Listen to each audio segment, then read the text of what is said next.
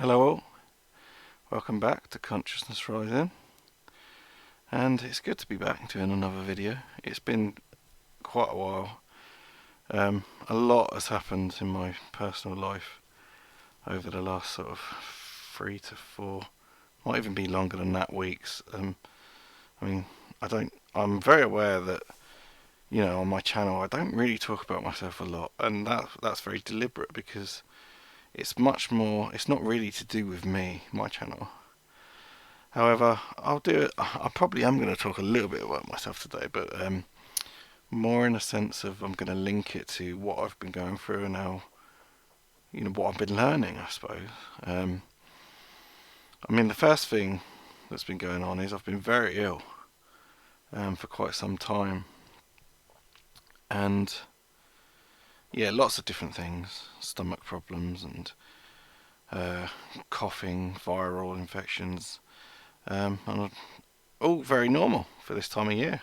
That's actually something that's very normal. We do pick up things to boost our immune systems through nature,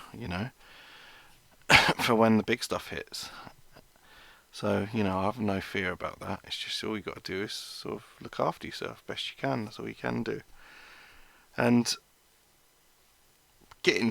not that aside, getting time to even put a video together, even one like this where it's just me just talking, has been just proved so difficult. I'm so extremely busy, and yeah, it's just, I make the videos when I can and when I'm inspired to, and I've not really been in the right mental and emotional state to do it.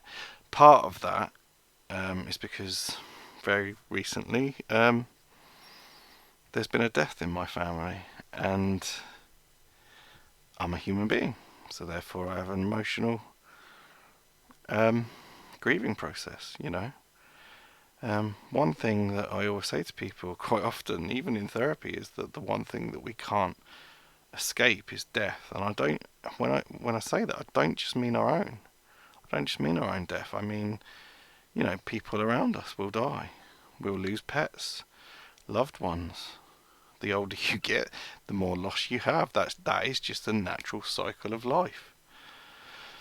And there's nothing, to me, I don't fear death. I have no fear of death at all. I know that it's completely natural, and it's as natural as being born. And this particular death has sort of sent me on a sort of inward journey, which, although it's been difficult and still is proving difficult, it's necessary. Because I can't remember where I read this the other day, but there is a great quote, and it's something to do with, I'm probably going to butcher this, but we don't go round obstacles to find the path. The obstacles themselves are the path. Everything in your life, if you really truly deeply think about it, happens for a reason. I think people we meet happens for a reason, and it's all to gain knowledge and understanding and raise our consciousness. That's what life is. And this particular death has made me very, very reflective, and I think it's done it in 2 different ways.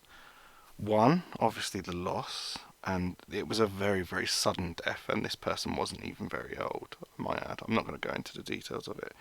It's someone that I care very deeply about. So, in a strange way, it's sent me on a journey of really looking at this person and what did they teach? Because the other thing I truly, truly, truly believe is we are all each other's teachers and students. We all are completely unique. We all have something we can offer to others, and we all have lots to learn from others. And that can even be the most, even evil people. There's something to learn from that experience. It's like, I recently read Thomas Sheridan's books on psychopaths, and they are, without a shadow of a doubt, the best books I've read on psychopathy. I've read others. I've done other research on psychopathy. His are by far the best. Personally, that's just what I think.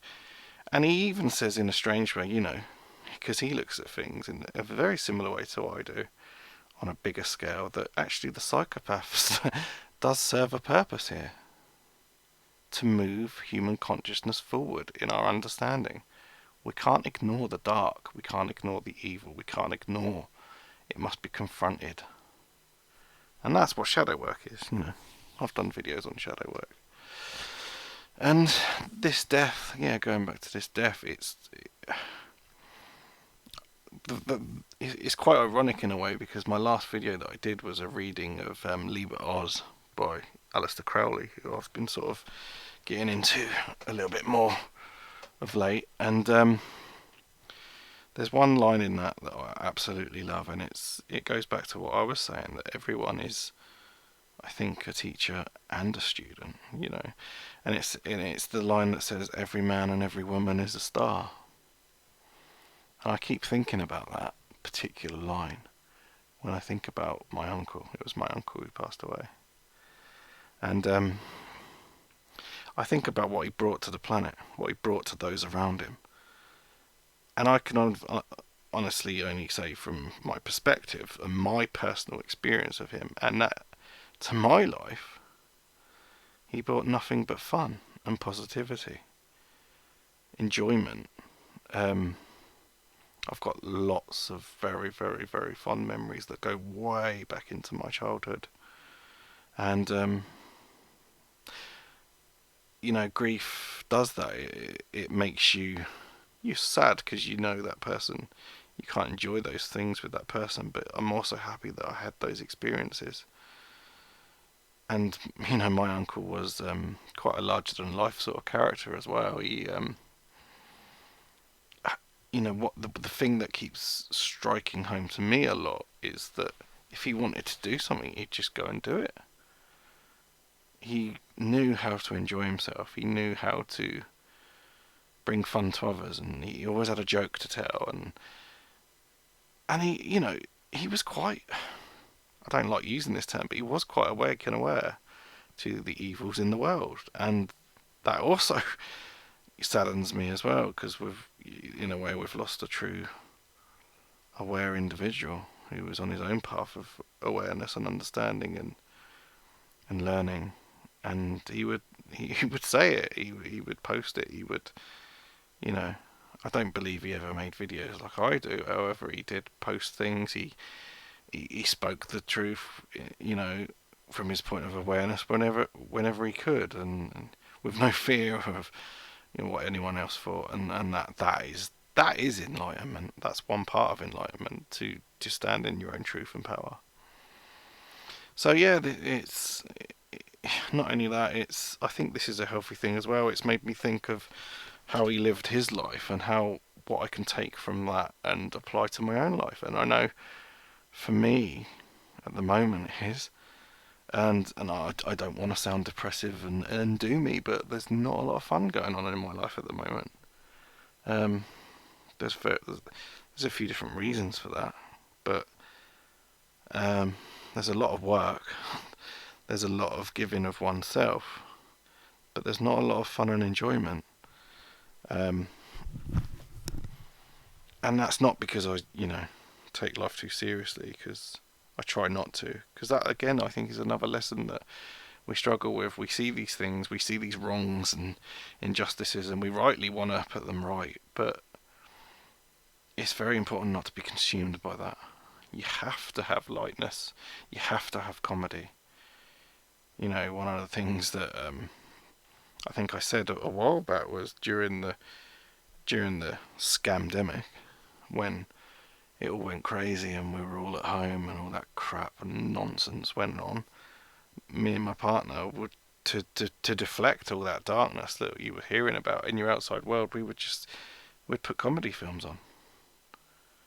And we're still doing that a bit, you know. We're watching a lot of old British comedy. We recently watched all the Blackadders, and because I love British comedy. I do personally think we're the best at comedy. And we've also been watching Monty Python and really just crazy stuff. And you have to do that. I think a true sage knows how to laugh at life as well. And yeah, thinking about my uncle, he knew how to have a laugh. He knew how to. He run his own karaoke as well. You know, music was very key to his life, and I've been going back and listening to a lot of music and music that we indeed shared as well. Because one of the things that I think about when I think of him was we went to a lot of concerts together. We both, and my dad went a lot as well. But we shared a love of Pink Floyd, and there are some very good tribute acts actually. One is called Think Floyd, who I've seen a couple of times, and there's the Australian Pink Floyd as well, which obviously they're an Australian band, and they're very good, and both bands are, I think, are fantastic at performing Pink Floyd songs. And you know, whenever they're in town, or whether it be, you know, there's a couple of towns sort of close to where I am, and we'd go and we'd watch them live, and we'd enjoy live music, and we'd relax and just enjoy that atmosphere. And I'm so glad I had those times with him.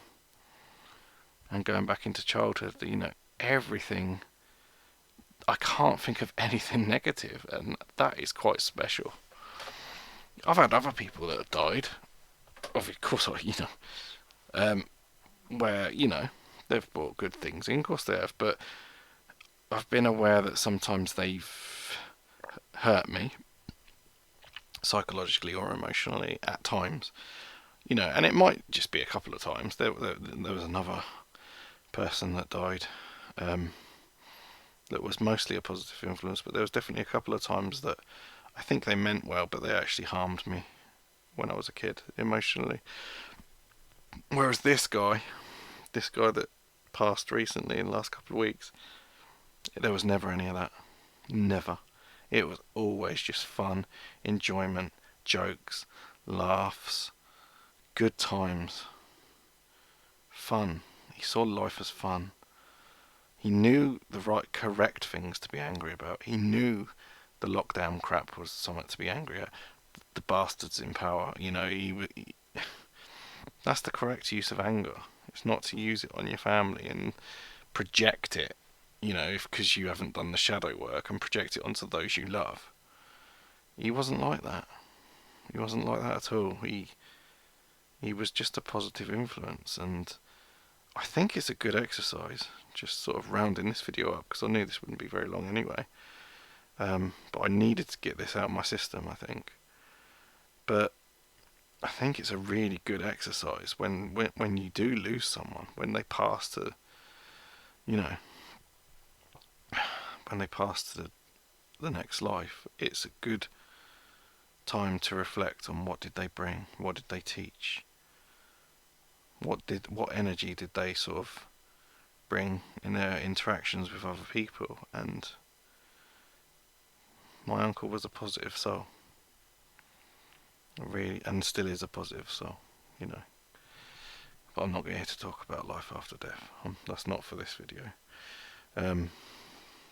And when we do go to the funeral, it will be a celebration of his life, because he was he was a larger than life character. You know, he had so many interests, much like myself. You know, I suppose I see myself in him as well, because I have so many interests, and I'm so thankful for that. You know, and that, I think that's the problem with a lot of, so much doom and gloom in the world. You know, you have to have an artistic outlet. You have to have a, you know, some hobbies that get you away from all that crap. It's no good just watching bloody doom and gloom on YouTube all day, or you have to go out there and live. And I think that's the other thing. My uncle went out there and lived. He didn't just stay indoors watching truther videos all day long. He did a bit of research, but he didn't let it consume him. That's where the truth community goes wrong a lot. They let it consume them, and they become bitter, and that's all they go on about. They have no artistic outlet. They have no interests or hobbies other than spreading the truth. You've got to have balance. And I will, you know, he's been on my thoughts a lot, and he was a special person in my life, and I'm thankful. I'm really thankful for everything that he brought and everything that I can now take forward. Because I am going to make some adjustments to my life. I can't just work every day, every hour that God sends. I can't. That's not healthy either. My work is very important to me, but you've got to have fun. You've got to have a laugh, and that's important. Anyway, I've got one coming up. I've got the slideshow completely ready for it. It's on child development and conscious parenting. That's an area I really want to expand on a bit more. So hopefully, when I'm feeling right, I will record that. But take care, guys. See you in the next one.